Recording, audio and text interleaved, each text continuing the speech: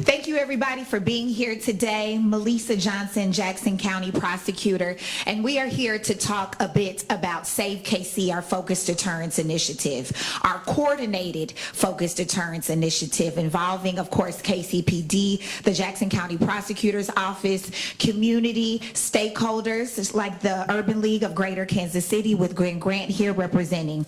And so we are approaching the 1-year mark since we created Save KC. And while, of course, we have much more work to do, and please nobody interpret this as a victory lap, we do have some early indicators that are telling us we are heading in the right direction. And frankly, that does give us hope. And we do have to hold on to hope. Last night, we hosted our 4th successful Save KC call-in, where 13 different individuals identified as at risk of violence.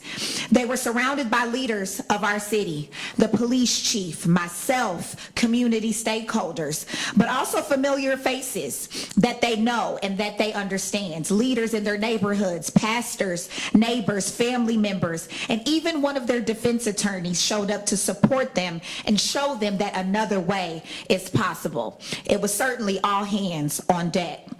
Now, our message was abundantly clear. Change your life or we will change it for you. We care about your future, but violence will not be tolerated.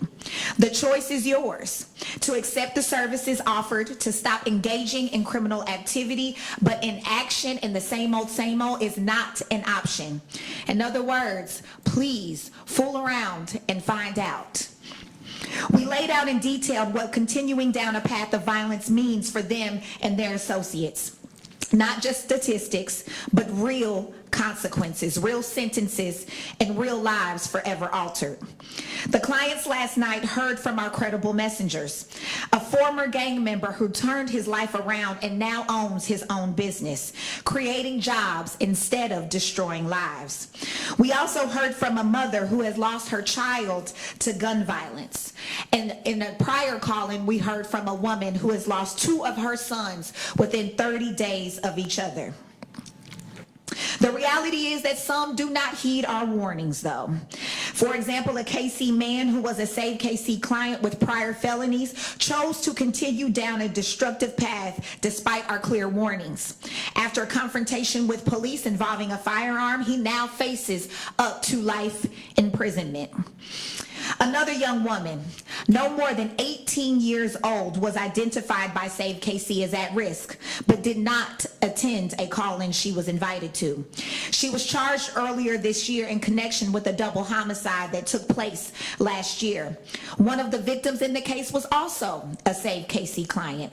It is another tragic example of the consequences for those who reject our help, prison time, and even death. But there is another path that you will hear more about as today's press conference continues. And many people are taking it. Many people are taking it to find a good paying job, secure housing, receiving treatment for trauma and substance abuse, and reconnecting with their families and their loved ones. And you know, from our perspective, the choice is clear. Give up your life of crime, accept help, or from my perspective, face the full weight of prosecution, which we have unabashedly done time and time again this year. This program, like I mentioned, is a true partnership, ongoing collaboration between law enforcement, the prosecutor's office, our community service providers, and all of you to help us reduce violence. Next, we will have Chief Graves come talk to us about law enforcement's role in this initiative and in this strategy, and then we will hear from Gwen with the Urban League of Greater Kansas City on the services that we deploy to our participants. Thank you. Good morning. It goes without saying we're thankful and proud to collaborate closely with the Jackson County Prosecutor's Office and our local service providers to ensure that we are seeing positive results. It is a true partnership with the goal of reducing gun violence. I want to thank Save KC Project Manager, Captain Thaler, for his leadership in getting us to this point. KCPD and the Jackson County Prosecutor's Office are working together more closely than ever before to reduce group-related gun violence, ensuring those causing harm in our city are held accountable. We want nothing more than a safer Kansas City for everyone. The message from KCPD at our call-ins is simple. We acknowledge our attendees are at risk for committing or being a victim of violent crime. Our attendees are delivered a message. 1, do not engage in violence. 2, do not associate with people who are engaged in violence. And after the call-in, the group who commits the first act of violence or deemed the most violent will experience swift and focused police enforcement. There's a clear message of, we know who you are and we are watching. The KCPD also wants attendees to know we would rather see them succeed than be arrested. We want our attendees, many of which were young people last night, to heed the message, pivot, and change the trajectory of their lives by making the choice to better themselves, move away from a life of violence. And we actually have the on-site resources to help each attendee do just that at each call-in. Our partners offer social services to better lives and divert them from being at risk for committing or being a victim of violence. The KCPD is committed to breaking the cycle of violence in Kansas City, striving for a community where everyone can positively live free from violence. Since launching Save KC, we have messaged 4 groups of attendees with an association to violence, totaling 45 individuals who have been offered the opportunity to get them on a positive, healthier path and warned of the real consequences of choosing violence. In May of 2024, we held our first call-in. An at-risk Eastside gang member was invited and received the Save KC message. He has since turned his life around and has since spoke as an impact speaker at our call-ins. He has not been involved in any new criminal activity. This is what we hope for every attendee. This year, we have not seen any Save KC individuals involved in homicides. The work, collaboration of all involved in Save KC is moving forward for a safer Kansas City and breaking the cycle of gun violence in our communities. Good morning. The true measure of last night's success goes beyond who attended. It's about who took that crucial first step towards change. And we're happy to share that of the 13 attendees at last night's call-in, 11 individuals took the first step to connect with the social service agencies that were present last night. They signed up for immediate service connections, including mental health, counseling, employment, training, job placement, and housing support. Each service connection is a potential turning point for someone choosing to change their life. And we asked them last night to choose us, and we're delighted that 11 of them did. Our approach understands that we must get to the root of the issue. As you know, at the Urban League, we have always pressed on getting to the root causes of crime to stop the pipeline to the graveyard or the penal institutions. And we provide these connections to organizations with trauma-informed mental health services to address the underlying trauma that often drives destructive behavior. Many of these individuals didn't realize that they did have options, and this Save KC program offers options, and we're happy to report that many of them are taking the options provided. Of the 45 total who attended call-ins over the past year, more than half of those individuals are connected with service organizations and involved in taking a different path towards success. Thank you. And before we open it up to any questions, I do want to be sure that I name exactly what you are hearing and what you are seeing right now. This level of collaboration between law enforcement, the prosecutor's office, and broader community, engaging a broad swath of community stakeholders, is something, frankly, that we have not seen in a decent amount of time here in Jackson County. But this is what a united front looks like. This is what saying enough is enough looks like. It's our actions aligning with that sentiment. And with that, I will certainly open it up to any questions. When you go out into the community to get these people for the call-ins, how does that work? So So actually, we spent last Thursday, myself, some of our other prosecutors in the Jackson County Prosecutor's Office, as well as some service providers, we took about 2 different shifts riding around Kansas City, visiting the homes of individuals, knocking on their door and having a shorter, more condensed version of the conversations that we laid out that occurred last night right there at their doorsteps. Sometimes we don't get the client. Sometimes we get their mother or their grandmother, and we have to advise mother and grandmother that, hey, we are here not by happenstance. We know what your young person has been up to, and we actually need your help in ensuring that he goes on a more positive path or she goes on a more positive path. We actually had a set of parents join us last night at the call-in, and frankly, they were a little startled to learn what their child has been up to. But being able to engage them in the trajectory and the road forward just increases the likelihood of success of us servicing that young person.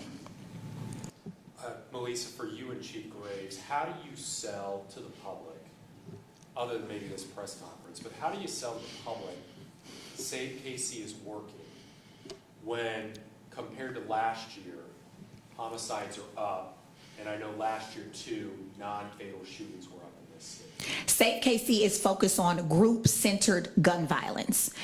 The vast majority or the lion's share of our homicides that we've seen in our community this year have been domestic violence related. Save KC does not focus on domestic violence, but we do have a lot of work to do in that regard, and you will be hearing from us on that issue very soon. But as it pertains to group-related gun violence, we have seen a drastic decrease. Chief Graves mentioned that none of the people that we have serviced in Save KC have been involved in a homicide. These are gangs. These are group-related violent enterprises. That's success. That is working, and I think the data really shows that and supports that. Chief Graves, are you willing to answer that question too about how you feel like you sell this to the public that Save KC is working? I think the numbers speak for itself. You know, right now we are experiencing almost a negative 60% in non-fatal shootings as compared to last year. We do have a little bit of an uptick in homicides this year. Again, a significant portion or percentage of that number is attributed to domestic violence homicides, of which we are going to be speaking about at the beginning of next week. So gang violence is down, is what you Yes, and non-fatal shootings are significantly down. And I can't help but to think that's from a lot of the work that's going on here in Kansas City. The collaboration, the close working relationship, all of us coming together for one goal to make Kansas City safer and reduce gun violence, specifically in this space, group gun violence. What's the cutoff? When is a person or group of people too far to redeem? Is there a certain standard out there that this won't work for? Can I speak to that? I think that's a great question. I mean, people do reach a point where we determine that they are not suitable for services. Picking up new offenses, continued involvement in violence, continuing to hang with your same group associations. There does come a point where the enforcement arm of this strategy has to continue and roll forward in full force. And so our enforcement committee, which is led by KCPD under the leadership of Sergeant Nick Sola, they do monitor those things very, very closely. And we actually have a color coding system. Once a person reaches the red because of their ongoing criminal activity, that is when the enforcement arm, both myself and of course KCPD, proceeds in full force. We can do one more. I have a question for Gwen. How tough of a sell was it for you to get? How tough of a sell was it for you to get on board with this initiative that Melesa and Chief Graves have been talking about? And why did you want to be a part of it? Well, I felt I represent the civil rights community in this process, and so it was important for us to be engaged at every level to ensure that we are addressing issues of equity, our concerns relative to police-involved homicides and excessive and deadly force, all of those issues. We felt that it was important to be at the table to address the policies and practices and procedures of this project. And by being involved firsthand to represent the civil rights community as well as services providers, we're able to make sure that the balance is there, that the individuals that we're seeking to support are getting a fair shot at an opportunity to change their direction. We've always been supportive of we want safe communities. And we want to send the message to these young people that their behavior is harmful, and we don't support that. We can support you if you get caught in a situation where you feel that there are injustices in the system, which we certainly spotlight those injustices regularly. And these two things can be true at the same time, that those systemic injustices are there, but we also have excessive violence, gun violence in our communities that we must address. And so we have to partner to ensure that it happens, and that it happens in the right manner going forward.